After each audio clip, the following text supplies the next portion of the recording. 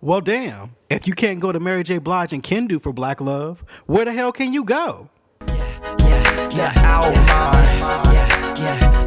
With Kevin Dwayne. The outline. With Kevin Dwayne. This is the outline. With Kevin Dwayne. Kevin Dwayne. Kevin Dwayne. With Kevin Dwayne.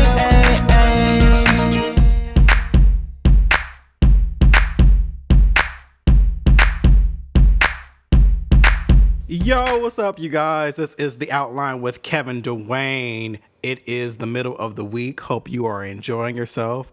Hope you're preparing for yet another weekend. Lord knows I cannot wait to redeem myself this weekend because last weekend I was sick. It was terrible. And it kind of came upon me while I was on what I think was a date. I don't know if it was a date or not. I think we were just kind of just feeling each other out. We went Dutch. Nobody paid for anybody. It was just kind of like, oh, let's chill and just see what things could happen from this. But all I know is I started snotting at the table, and you know how we do. Oh, I think it's my allergies. Knowing goddamn well, I'm like, nah, I'm getting sick.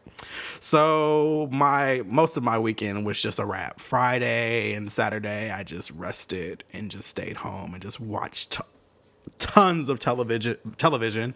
And Sunday I got out the house. I was still feeling a little down, but I was able to go running that morning and kind of sweat out some toxins. And I went to Breakout Games Atlanta, which is so much fun. If you've never done an escape room, please go try one. It's super fun. You know, they handcuffed us to like this bedpost and we had to solve all these riddles and things to get out before the kidnapper came back and, you know, murdered us. It was really fun. It was an hour and we got out, which is rare for Black folks from what I'm noticing on the picture wall at those locations. So it's great to, you know, break statistics. But this weekend, I want to have a little bit more fun and also be in good health. You don't know what you got until it is not available to you at that moment. Lord knows I just, couldn't deal. And another thing, it's weird that when you are sick, that's the one time when you realize that you're single. Or at least for me, that's when I realize I'm single. Any other time, I'm cool with independence. I got this. Oh, yeah, I have no problem being by myself. But when I'm sick, I'm like, damn it, like, I need medicine, which means I got to get my ass up and go buy medicine. I need to make some food. I got to do all this stuff for myself. Man, I wish it was cuffing season so I can have somebody come do this shit for me because it's terrible when you're single and sick. So just something to think about. But all that to say is I hope you guys are having a great week. Thank you for joining me yet again. Thank you for the kind words. If you haven't, please subscribe to the podcast. Share it with your friends. Also, go on every platform that I am on, which are as follows: iTunes, Google Play Music, SoundCloud, Stitcher, YouTube. What else am I on? I think that covers everything. More to come, I'm sure. But go rate the podcast, leave comments. That definitely helps my ranking. And, you know, it just helps things to get better because, you know, we want to get some advertisers eventually. You know, we trying to get some, you know, coins coming in for this so we can, you know, advance to the live show aspect and all that stuff too. So thank you for those of you who have. I have seen the comments. You guys are so sweet. And if you haven't, please go ahead and do so. So this week in trending topics, nothing really upbeat to be honest with you, but it's still trending nonetheless. Black love is under attack, you guys. I don't know what's happening. I know that they say death comes in threes. I didn't know divorces came in threes. So early last week, there was reports of Ed Hartwell and Keisha Knight Pulliam getting a divorce. And if you know, they just got married like what, New Year's, and Keisha is pregnant right now. So automatically I was like, okay, Ed is obviously a fuckboy because he actually filed for divorce from Lisa Wu too. So I'm like, it's crazy how you're always the first to the courthouse and how the wives are always in the dark about it. They find out when they're subpoenaed or when it's on television. So I'm just like, man, I just think you're a fuckboy. Granted, there's always two sides to every story. And I was listening to some other podcasts and seeing some other reports. And there are some people who are like, well, Keisha's no angel. And, she was also in a relationship shortly before she got married to Ed Hartwell. And she just kind of left him and got with Ed. And some say, she kind of has like a bad attitude. And I don't know. I've never met her. I won't put that on her, and I also can't put too much on Ed either. I just know from the receipts that are shown to me, it appears he's a fuck boy, and I feel bad because I'm like, man, she's pregnant. Why do you guys always want to get out of the relationship once you've, busted a nut up? I don't get it. I don't understand. Like, you have a whole human coming into this earth, and this is when you decide you want to leave your partner. Like, that's so fucked up to me. Like, I can't get with that. And then he has the nerve to say he wants a paternity test because he doesn't think it's his, and it's really bad. It's literally, it's fuckboy shit. And I wish her the best because she's pregnant and we don't need to be stressing her out. It's sad that she has to go through all this gossip and have people talking about her and all that stuff. So I really hope that she gets like, the rest and the nutrients and all that good stuff she needs right now so that she can have a healthy pregnancy and she can deal with his ass later. Because right now is not the time. Like, she's pregnant, you guys. So that was number one. That was early last week. Then we got hit with Mary J. Blige.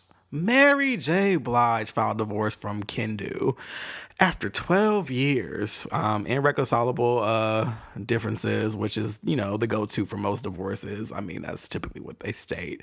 And it's just sad because Mary, we know Mary from having the heartbreak music, and when she finally got her husband, we were like, yeah, she's in this relationship. This is dope. Granted, it was still successful. They were together 12 years. It's an amazing thing to say that you've done, but it was just like, man, I thought he was like your forever love. But at the same time, we have to be realistic. And it kind of ties into what I was talking about last week. Nothing is promised. And, there was a great lyric that she had back in 95, and it went something like, I know there are no guarantees. In love, you take your chances, but somehow it seems unfair to me. Look at the circumstances. Through sickness and hell, till death do us part. Those were the words that we said from my heart. So now when you say that you're leaving me, I don't get that part. So yeah, they are getting a divorce, and I don't know, I'm kind of sad about it. It's obvious at this point that people are going to crack jokes like, oh, she's going to have a great album now because, she's going to be depressed and all that. I personally think it's a little too soon to be cracking jokes like that, but it's kind of true, to say the least. I mean, Mary's one of those people, along with Jill Scott, it seems like they put out the best music when things aren't good at home, but I wouldn't wish unhappiness on somebody just so I can get some good music. I just think, it's kind of petty, but whatever. I've learned you can't combat that kind of stuff online. People are going to say just that. And if you expect it, you can't be shocked by it. And that's kind of how I am. As soon as it happened, I said, that's going to be the joke. And literally it happens seconds later. And it's funny because everybody thinks they're original when they say the shit. That's the gag. Like, everybody thinks they're the first person to say the same corny ass joke. It's a lot like this. Ever since Tyler Perry came out with, I think it was Medea's Family Reunion, the play back in like 02, 03. And he would say Kevin. It was like this one character named Kevin. They'd be like, Kevin.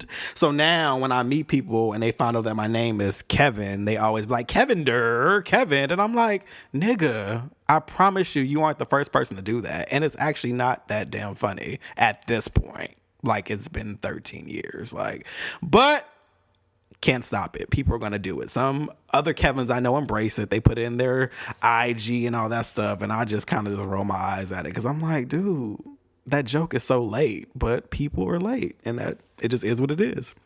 And the third divorce that we obviously didn't even know anything about, a lot of us didn't know anything about unless you like stay close to the shade room, which I don't. Letoya Luckett and Rob Hill Sr. are getting a divorce after only being married for like 2 months.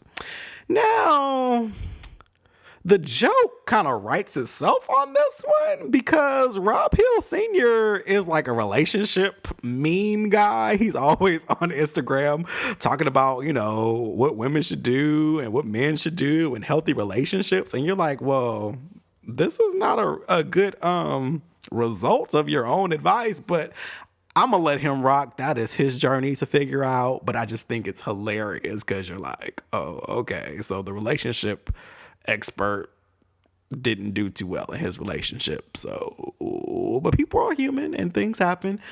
And that's that.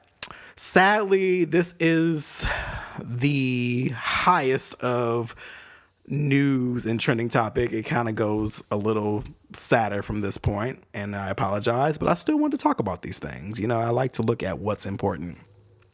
So on Friday, ex-NFL player Antonio Armstrong and his wife Dawn were killed by their 16-year-old son in Texas.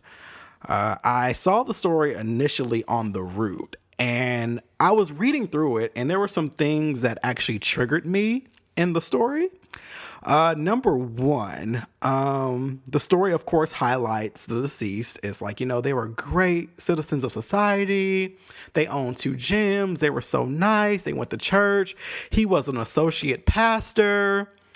And then, of course, the article, and it wasn't necessarily The Root. They were just reporting it. They pulled from other articles, like, you know, local news in Texas and stuff like that. So it wasn't necessarily The Root. I love The Root.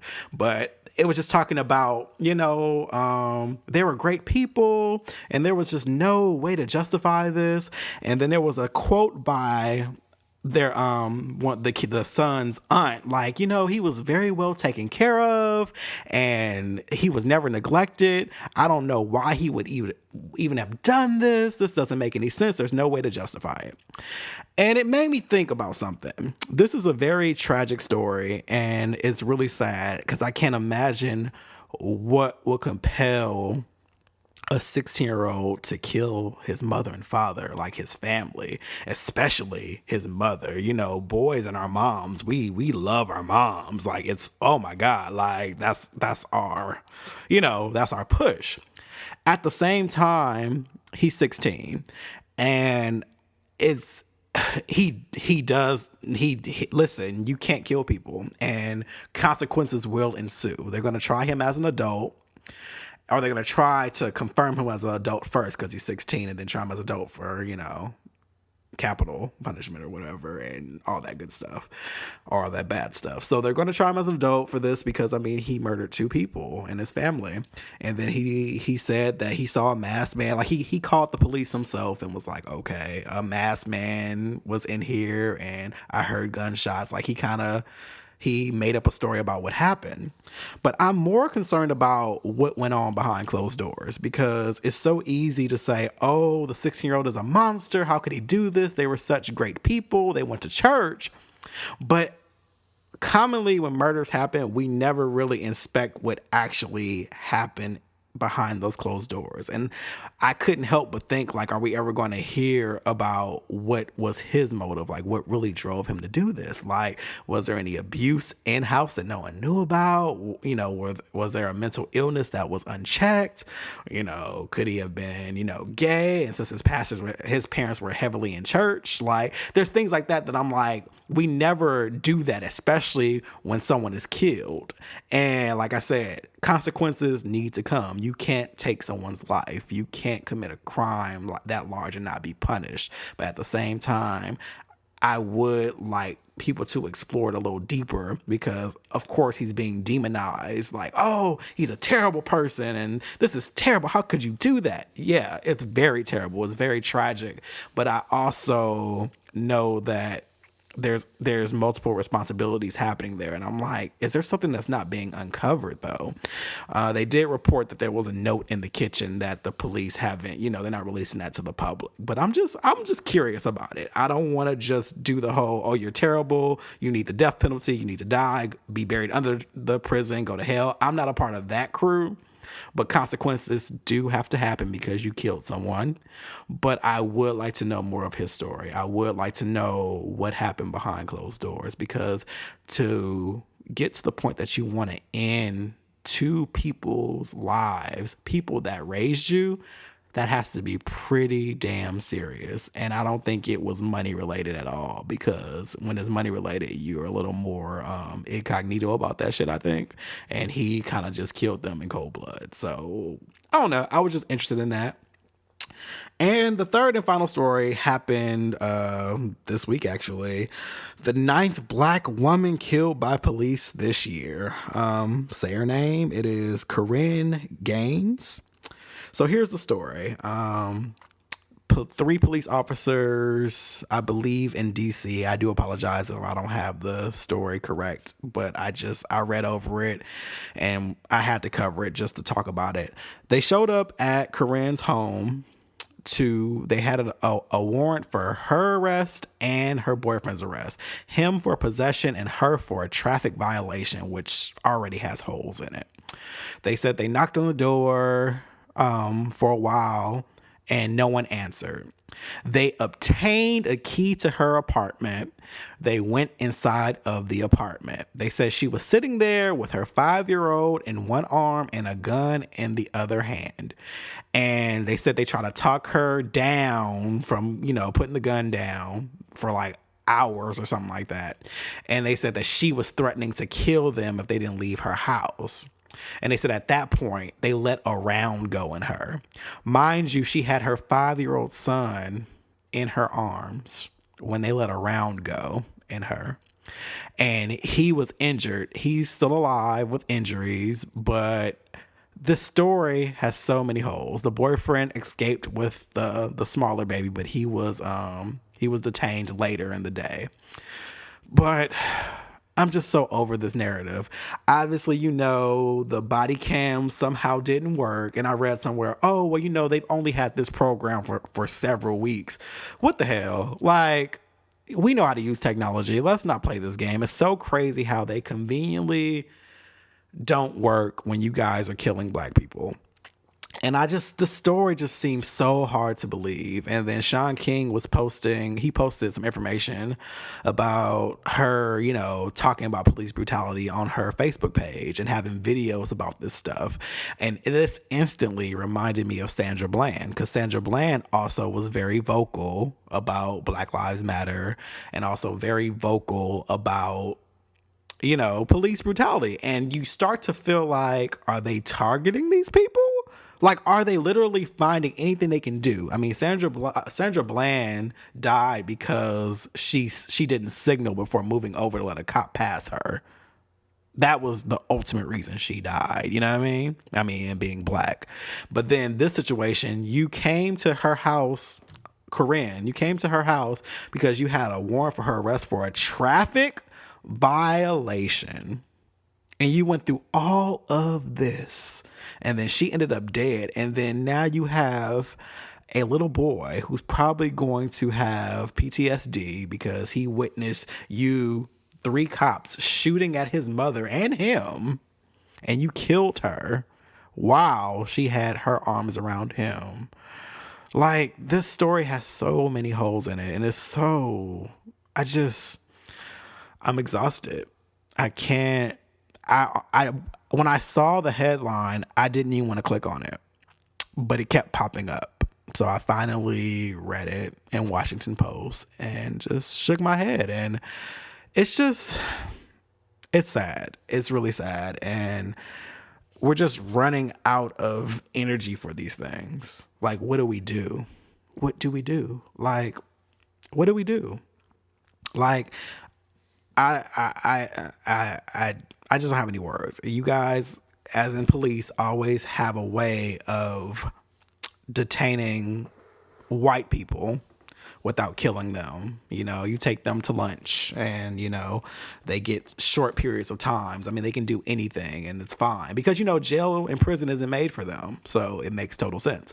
But when they're black, you just kill and be like, we'll come up with the story. We'll cover this up, you know, because, you know, there's no footage. And because this is in someone's home, you know there's no footage. It just seems like one big setup. Like, this is just a terrible, terrible, terrible scenario. And when I'm looking at the pictures, and I know you can't judge people by their pictures, but looking at the pictures of her and her family, I'm like, this woman, I'm sorry. I'm going to go with the assumption. This woman did not threaten no police.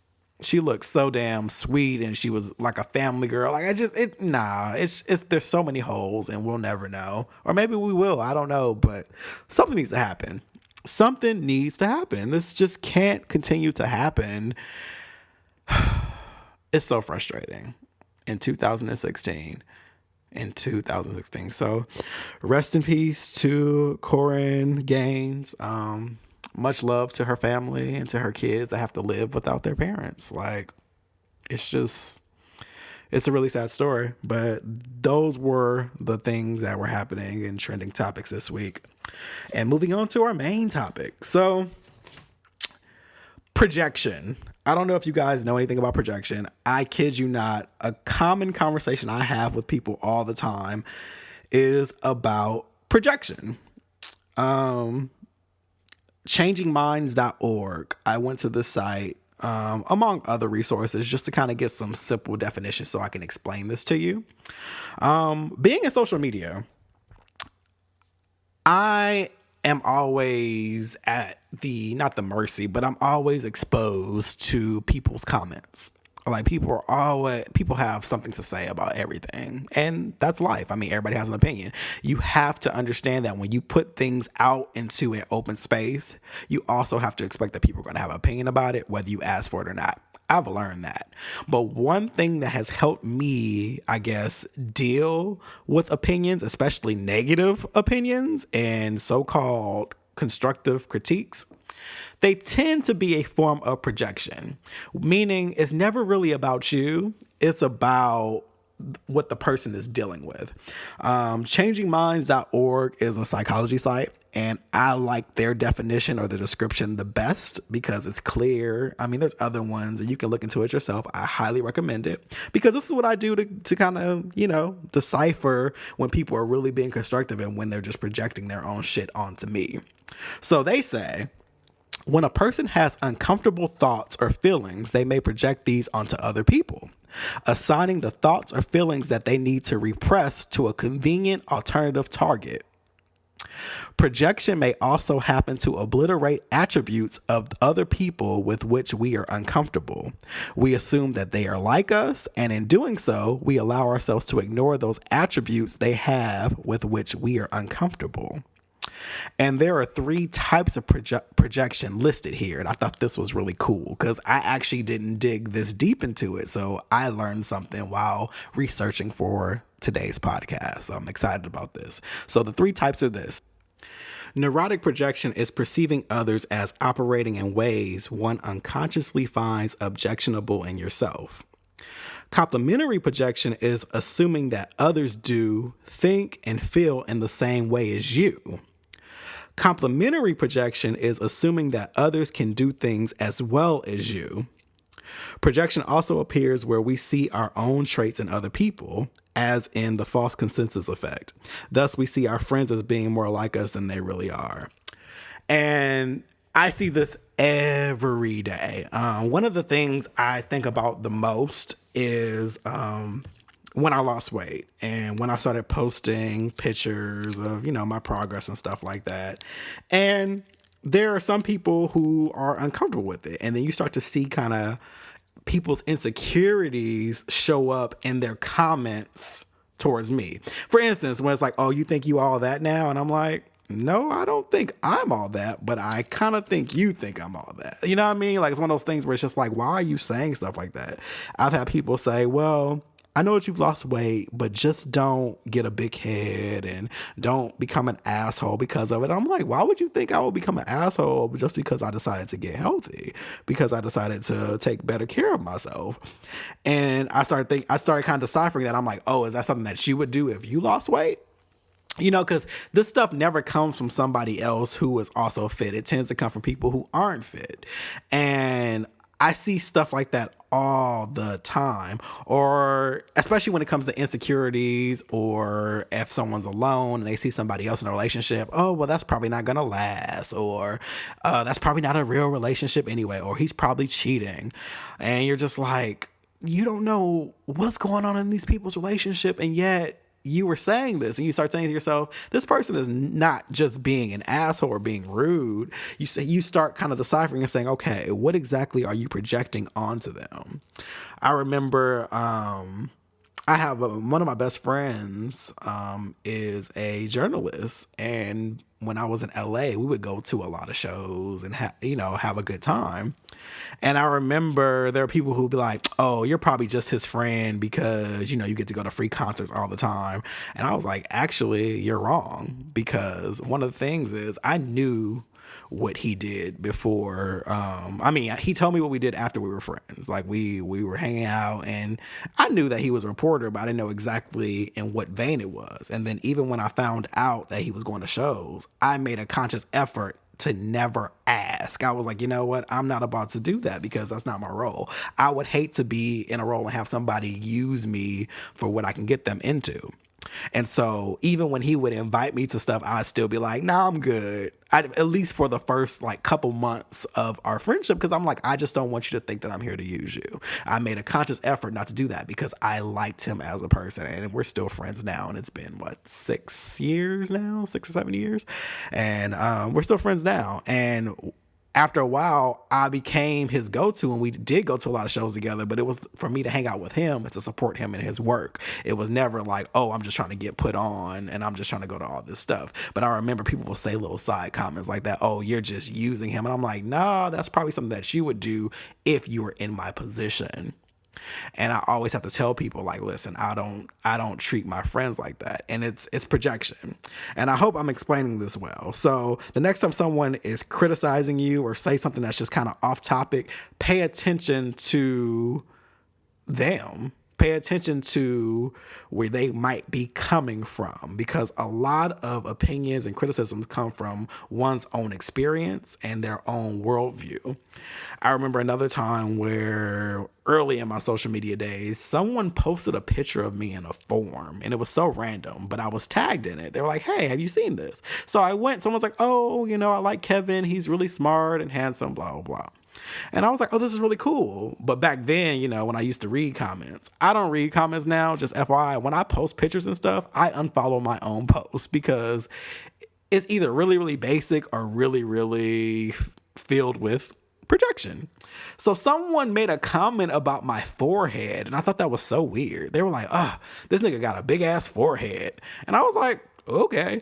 And I thought it was weird because I'm like, I've never heard that comment. I've heard it all, I thought. But at that moment, I'm like, who points out a forehead? And I thought to myself, I said, I wonder if this person has a big forehead. I wonder if as a kid, they were teased about their forehead. And then from that point forward, because they were so hurt by it, they started noticing everybody else's foreheads. I see women do it with eyebrows. I see them do it with hair. I see people who really point out the craziest things in other people. And I'm like, what makes you notice that? And you think to yourself, like, is it something in you that makes you notice that? It's the same with homophobia. They always say, like, the person who's the most homophobic is probably gay, because it's a way to detract and it's a way to take the focus off of you by pointing out at somebody else. Another person that I think about is Kenya Moore. She projects all the time. She's the first person on Real Housewives of Atlanta to call somebody else a bully and play victim when all she does is bully people. That's all she does. But she's the first to say someone's rude, the first to say someone is mean, and they say rude things to her, and she does it all the time.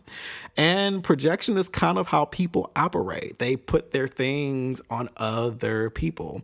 And that helps me deal with the whack-ass shade and criticism that I get randomly from people, especially when out, because that's how people operate.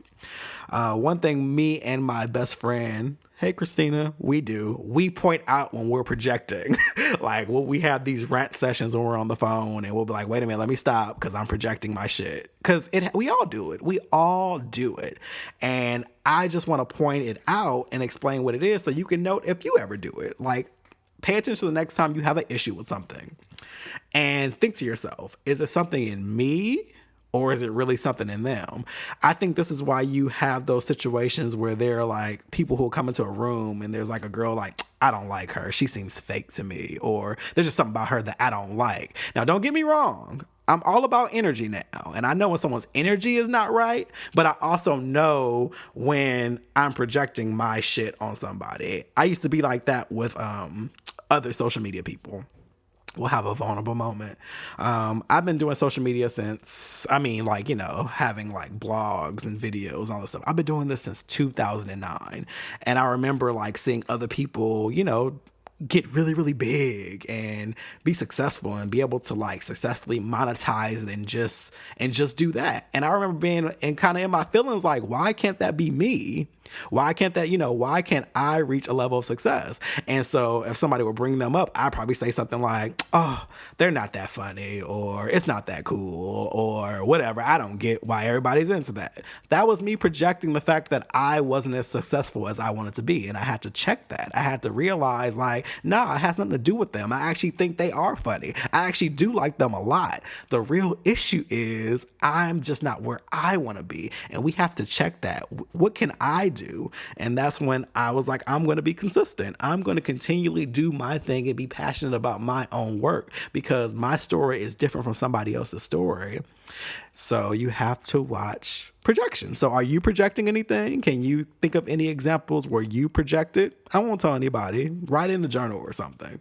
So that is the table topic for this week. To end it off, we're going to do our mental health moment of the week. How did the affirmations go for you guys last week? I really want to know. At me on Twitter, TheWorldofKevin. Let me know how those went. Did you do them every day like I asked you to and see like if your day got better? I certainly made up some new affirmations on the daily and started my day off, and they really helped me to be productive and optimistic. So I'm hoping you got the same thing happened to you. I really hope that happened for you. Well, this week, this is going to be our thing. I want you to take back Mondays. We all know that people tend to hate Mondays. But guess what? You can't get rid of them. And without Monday, you wouldn't appreciate all the other days. So what I want you to do is take back your Monday. This upcoming Monday, I want you to do something that you wouldn't normally do on a Monday. After you get off work, if you work on Monday, I want you to go to your favorite restaurant, go have a drink, go to a movie, go to a poetry show, do something that you wouldn't normally do on a Monday. And that way you can lighten it up and not feel like it's the bane of your existence. So try it. Let me know what happens. Send your responses to the outline topics at gmail.com. But take back your Monday. It doesn't have to have, don't let it have that power. And chances are, if you hate Mondays, it's because you really don't like your job. And I think a lot of us are in that same boat. So maybe you need to find another job. Maybe on Monday, look for another job so you can be happy on Monday so it doesn't feel like work. But I know it's hard out there. But do something fun. I don't care if you want to go to Six Flags. Do something different. Take back your Monday. And that's all I got. I thank you for listening to yet another show. Remember to subscribe, remember to share, and remember to comment and leave your reviews on iTunes, rank it, give it a good old 5 or 6 stars, however many they got. Give me all them stars. Give them all to me. But thank you so much for continually listening to The Outline, and I will talk to you all next week. Peace out.